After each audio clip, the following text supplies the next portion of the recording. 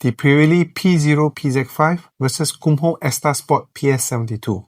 In 2025, Pirelli launches the sharp, precise P Zero PZ5 with Italian motorsport heritage, while Korea's Kumho counters with the new Ecsta Sport PS72 built on fresh tech and value. Heritage versus ambition. Who wins? Let's find out. Throughout these comparisons, the performance metrics are shown as percentages, with the Pirelli P Zero PZ5 set as the reference point at 100%.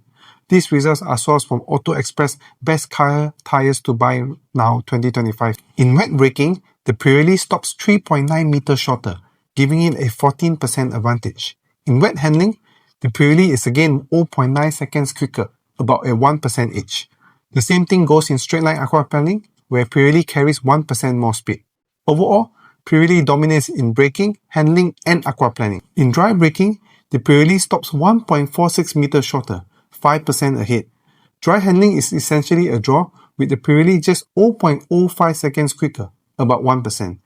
Braking crown goes to Pirelli, while handling remains evenly matched. When it comes to comfort and noise, the Kumho Ecsta Sport PS72 takes the crown, scoring 8% better in refinement, delivering a quieter and smoother ride. When it comes to rolling resistance as well, Kumho strikes back again, with 9% lower rolling resistance than Pirelli.